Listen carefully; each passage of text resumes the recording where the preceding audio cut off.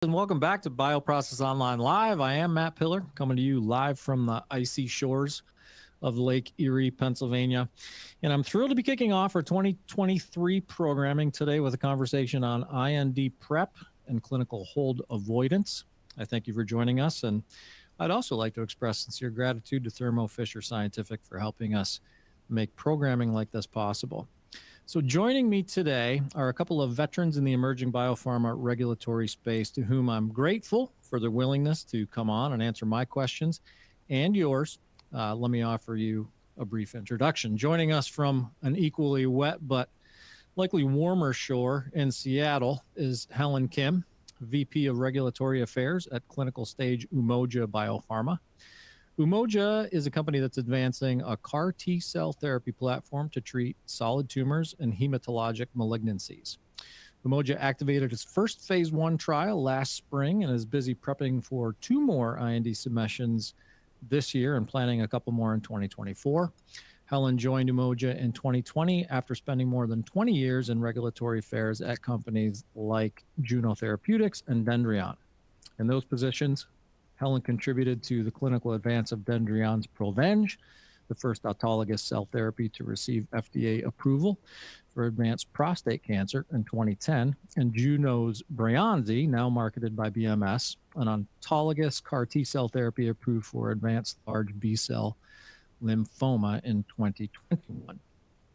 Finally, on the opposite coast, over in Cambridge, Mass, is Dr. Daniela Drago, an expert consultant at NDA Partners, which she joined last year on the heels of senior global regulatory and medical affairs leadership positions at companies including Biogen, Roche, Vifor Pharma, Reckitt Benckiser, Bausch & Lomb, and most recently, Orion Biotech.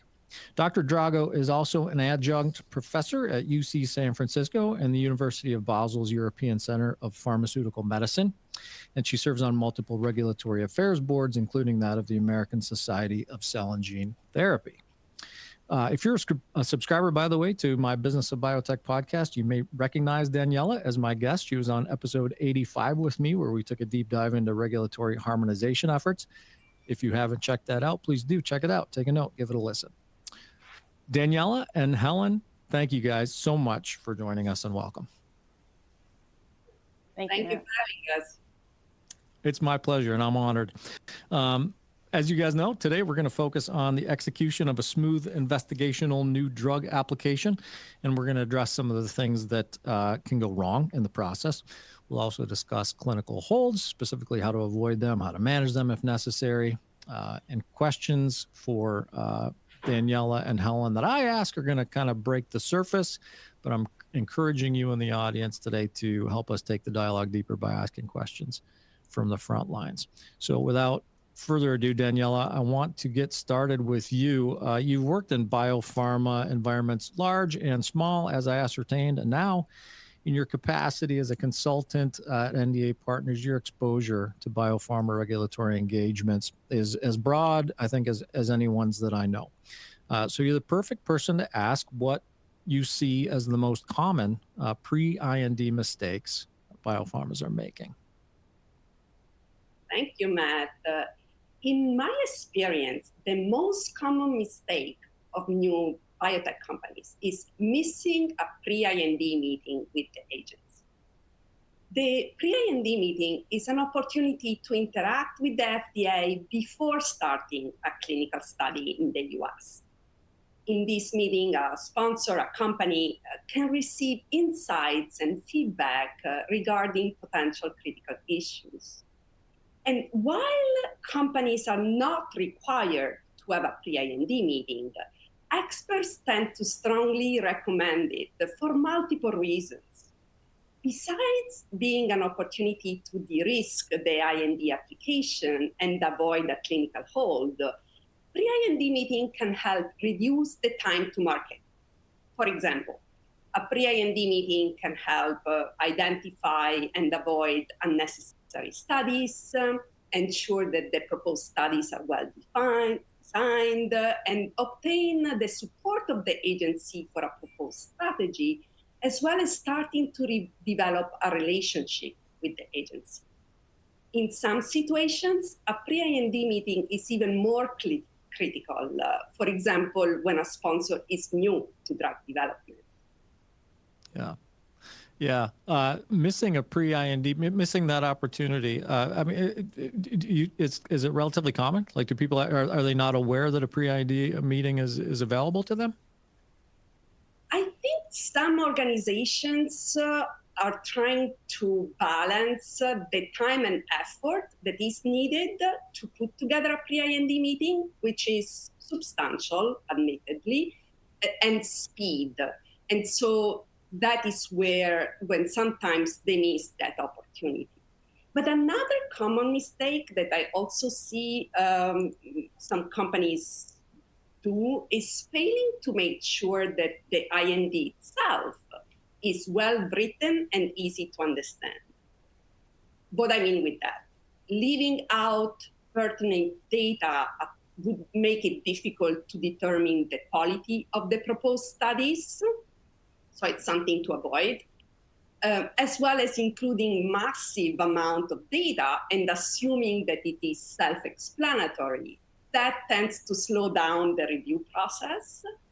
And many that are new underestimate the time required to develop an IND application. And so those are some of other pitfalls to look for. Yeah, I could come up with a few follow-up questions there. Like you mentioned the time, and I know this is going to be probably highly subjective, but what kind of time are we talking? Like, I mean, it just roughly. I know it probably varies greatly. Yes, I think that it varies greatly on the modality. It varies greatly on the experience also of the sponsor and the product itself. But let's say in general, many start a year or so before the application to have already a very tightly monitored plan and focusing on the execution. Mm-hmm. Yeah. Helen, anything you'd add to the sort of that first question around common mistakes and dovetailing that into why those mistakes are made? No, I agree wholeheartedly with Daniela, every point that she raised. I do think companies underestimate the amount of time it takes to provide a really good pre-IND briefing package, as well as the timing it takes to actually submit an IND. My past experience has been about 6 months for a pre-IND briefing package. It's 3 disciplines that kind of have to speak in one voice, and they're interactive. And so I think people have to remember that there needs to be time built in to write a very succinct, well-written document that isn't overly filled with data or isn't providing enough justification for some of the questions that they want to provide. And I agree that it is an issue of time. Some folks think that, if it takes me 6 months to do a briefing book, it might be faster for me to do the actual IND and forego that process. And that is a big mistake. I absolutely agree that not having a pre-IND is probably one of the biggest mistakes a small company could do before submitting their IND. Yeah, I was going to ask that question. We have in our registration process for this event, we give listeners an opportunity to ask questions, and through that process, we realize we've got a fair number of folks who are kind of in that stage that Daniela mentioned, who perhaps haven't done this before. Is it fair to say that pre-IND meeting is going to set up the framework and answer the questions that a biopharma that perhaps has never filed an IND before will need to move forward? I mean, it's not, as opposed to, going out there and finding a template and moving forward that way. It really depends on the technology. For cell and gene therapy, which is still kind of on the cutting edge, it's, in my opinion, it's an error not to have a pre-IND. Maybe for a company that's dealing with a small molecule, you might be able to say that they're well characterized, it's been done for many, many years. It may be simpler, but for cell and gene therapy, you don't want to run into a situation of not having a pre-IND and then having FDA at the time of the IND submission state something like, the animal model that you use doesn't really assess the safety of this product. Therefore, we don't feel comfortable allowing you to move forward with your clinical study. It allows them to address issues related to the manufacturing process, any concerns about impurities and whatnot. So it's, in my opinion, it's a must for at least a novel type therapy.